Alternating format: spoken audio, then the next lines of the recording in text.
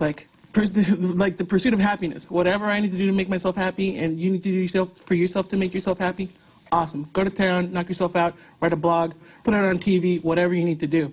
But don't interfere with my rights to be happy. And if that means being fat and happy, so be it. Après la pause, nous continuons cette discussion.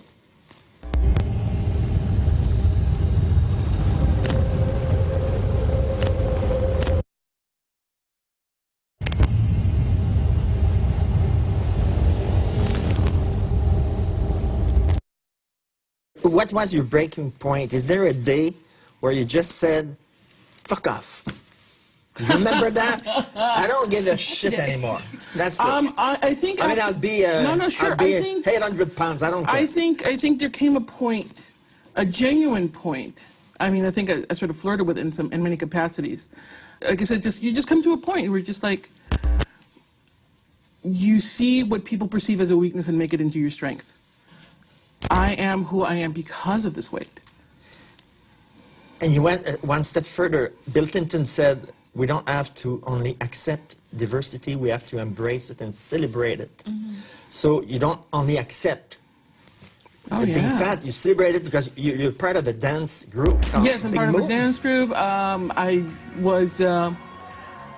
Okay, some people don't want fat people kissing. What about fat people dancing? Why not? We need more fat people dancing. But dancing for themselves, not dancing because like, oh, I'm going to lose weight, like that horrible TV show that it's just like, oh, I'm going to dance and I'll lose weight this way. No. You lost 4.9 pounds. That means you've lost 2.37% of your body weight. Dance because there's a joy, there's a dance of life, for Christ's sake. You're either outside of it or you're outside or in it, you know? You're outside looking in, it's like, I wish I could do that, or you're out there actively involving yourself in life, dancing.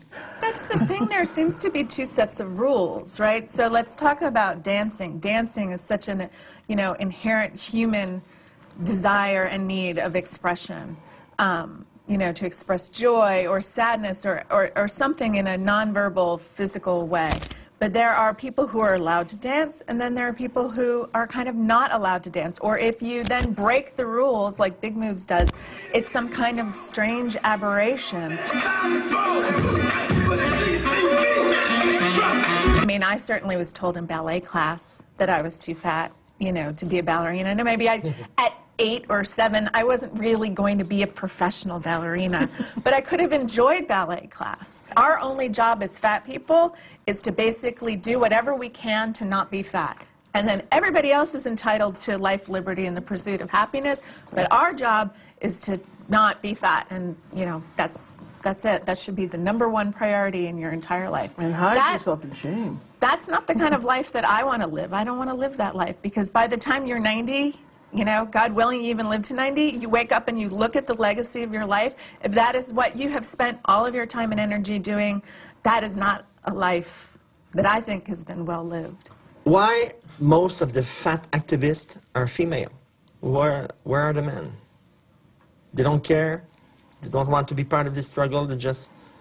I think you're right that it is mostly women, and it might have something to do with the fact that women tend to get a lot more pressure up front to not be fat, and so women are probably the most likely to be pushing back against that pressure. Some say that, we want to have bigger chairs and airplanes and in cinemas and things like that. Society doesn't have to adapt to you.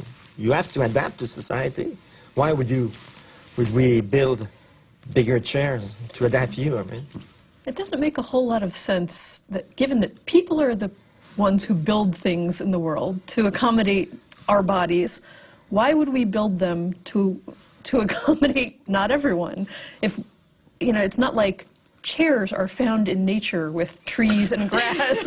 Somebody makes a chair, so why don't you make the chair to fit the people who need to sit in the chair? I think some of it is access. I mean, there's certainly people who don't fly because they can't fit in a plane seat. They already have to pay more. They have to pay and buy 2 seats. So if you didn't have to pay and buy 2 seats, you only had to pay a little bit extra for a seat that actually accommodated your size, then they'd be saving money. It's an industry that is designed to maximize profit, and it's just unfortunate. You know, you're asking for a service, and if you require more, then you have to pay more, unfortunately. Do you think it's a bad message to send out to young people, you're fat, it's okay? Shame, and the huge amount of shame that we're lumping on young people disenfranchises you from your body, right? So we disassociate from this thing that we're constantly told is negative. So we're going to sit in front of the TV more, and maybe we'll eat unconsciously more, you know, and feel like, well, you know, that sense of what people think of as the giving up, which is the, oh, well, I'll never be thin, so why should I even care? Those aren't the messages that fat activism is supporting. Fat activism is saying your body is your home, is your temple, be engaged. You know, you don't have to wear a certain size jean to be a good person. You're 3 beautiful women, but do you feel that you would be more beautiful if you lose weight? That, you know, somebody thinks, some fat people that I talk to, they say, you know, they say, inside of me there is a very sexy girl, but she's hidden inside of me. You know what I mean? Why wait for her? Why wait for the very sexy girl inside you?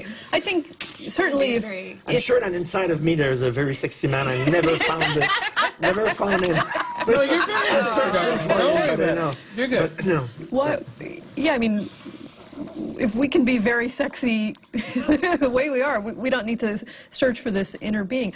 Certainly, if we lost weight, we'd accommodate, you know, mainstream standards of what beauty is a little more comfortably, but, you know, there's a lot of things we could accommodate more comfortably if we were willing to compromise, and I don't think we necessarily are. But if I give you the choice, I don't know your sexual orientation, I can't be but any sexier than I am right now because I don't have any extra time to accommodate what would happen. So I'm already sexy enough. I don't know your sexual orientation, and I don't care. But let's say you're straight, okay? If I give you the choice between, I don't know, Brad Pitt and John Goodman, I mean, you would choose Brad Pitt. No. Come on.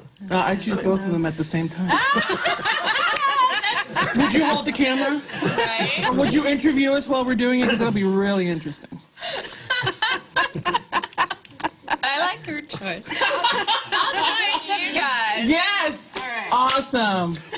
You played in a great film called Short Bus, which celebrates the diversity of people and sexuality. Yes. You seem very à l'aise in your body. Very well in your body. Yes, I have to. I've had it for quite a while. Yes,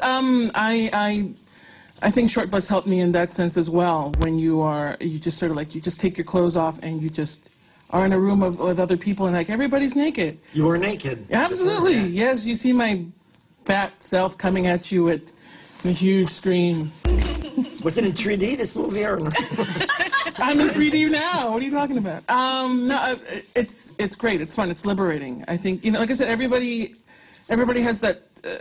Everybody's naked.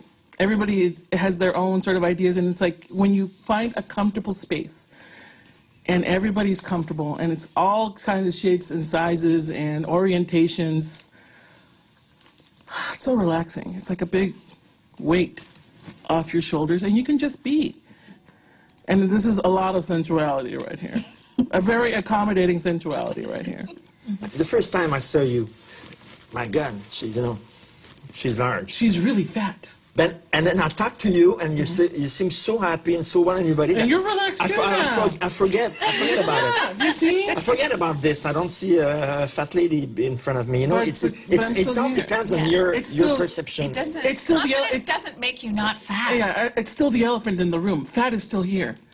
It's your perception of it and how how you think you should deal with it or how you should react to it. So it's still here. The elephant in the room is still here. That's my next show. So I'm plugging that in. Thanks very much, you three. It was great talking to you. Our pleasure.